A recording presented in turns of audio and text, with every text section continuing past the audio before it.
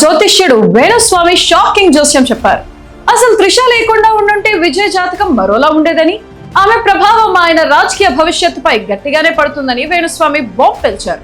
అంతేకాదు, ఒకవేళ రేపొద్దున విజయ్ సీఎం అయినా 6 నెలలు లేదా మహా అయితే సంవత్సరం లోపే తమిళనాడులో మళ్లీ ఎన్నికలు వచ్చే ఛాన్స్ ఉందంటూ సంచలన వ్యాఖ్యలు చేశారు. కేవలం తమిళనాడే కాదు, పశ్చిమ బెంగాల్ పైన ఆయన ఆసక్తికర జోస్యం చెప్పారు.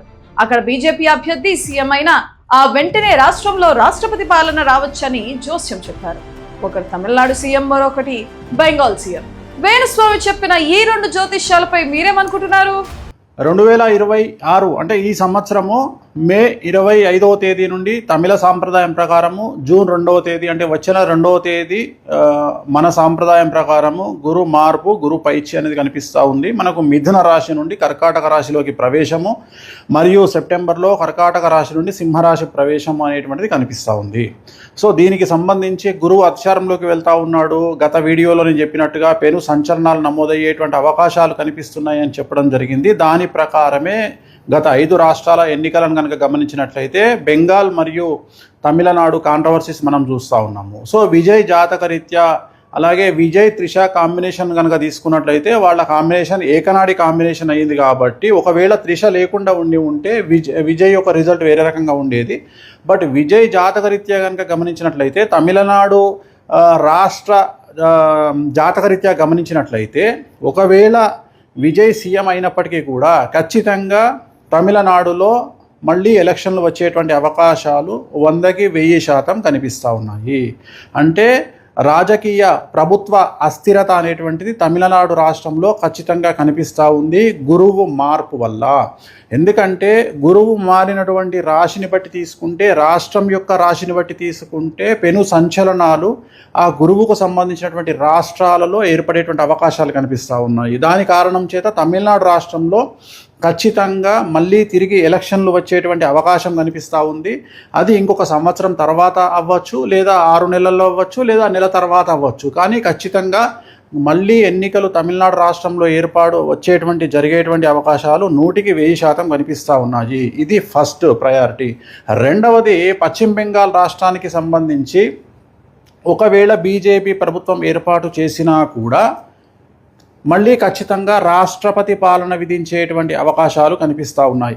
ఇక మీదట మమతా బెనర్జీ జాతకంలో తిరిగి ఎన్నికలలో పోటీ చేసి మళ్ళీ ముఖ్యమంత్రి అయ్యేటువంటి యోగము మమతా బెనర్జీ జాతకంలో కనిపించడం లేదు. కానీ బెంగాల్ జాతకంలో, పశ్చిమ బెంగాల్ జాతకంలో, రాష్ట్ర జాతకంలో ఖచ్చితంగా మళ్ళీ ఈ ఎన్నికల్లో గెలిచినటువంటి పార్టీ అంటే బీజేపీ పార్టీ ప్రభుత్వాన్ని ఏర్పాటు చేసినా కూడా ఖచ్చితంగా రాబోయే సంవత్సరంన్నరలో ఖచ్చితంగా రాష్ట్రపతి పాలన విధించేటువంటి అవకాశాలు కనిపిస్తూ ఉన్నాయి. కారణము బెంగాల్ రాష్ట్రానికి సంబంధించినటువంటి పశ్చిమ బెంగాల్ రాష్ట్రానికి సంబంధించిన జాతకం పరంగా రాబోయే సంవత్సరంన్నర పాటు మమతా బెనర్జీ జాతకంలో 2027 సెప్టెంబర్ వరకు అష్టమ శని నడుస్తూ ఉంది.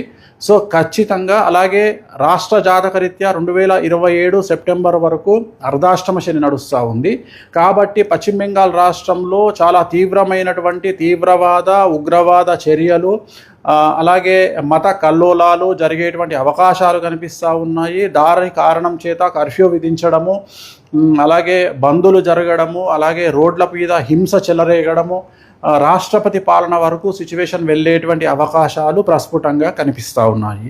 ఇవి 2 రాష్ట్రాలకు సంబంధించి. అలాగే ఇతరత్రా కనుక తీసుకున్నట్లయితే మనకు పూర్తిగా భారతదేశం కనుక తీసుకున్నట్లయితే ఈశాన్య రాష్ట్రాలకు లేదా తూర్పు ఈశాన్య రాష్ట్రాలకు సంబంధించి తీవ్రవాద చర్యలు ఉండేటువంటి అవకాశాలు ఉన్నాయి. అలాగే ఢిల్లీ కేంద్రంగా తీవ్రవాద చర్యలు ఉండేటువంటి అవకాశాలు ఉన్నాయి. ఇవన్నీ కూడా జూన్, జూలై, ఆగస్టు, సెప్టెంబర్ ఈ 4 నెలల్లో సంచలనాలు జరిగేటువంటి అవకాశం ఉంది. అలాగే విమాన ప్రమాదాలు జరిగేటువంటి అవకాశం ఉంది. నేను మాట్లాడేది June, July, August, September 2026 June, July, August, September సమయంలో భారతదేశంలో తూర్పు ఈశాన్య రాష్ట్రాలలో భూకంపం వచ్చేటువంటి అవకాశం ఉంది.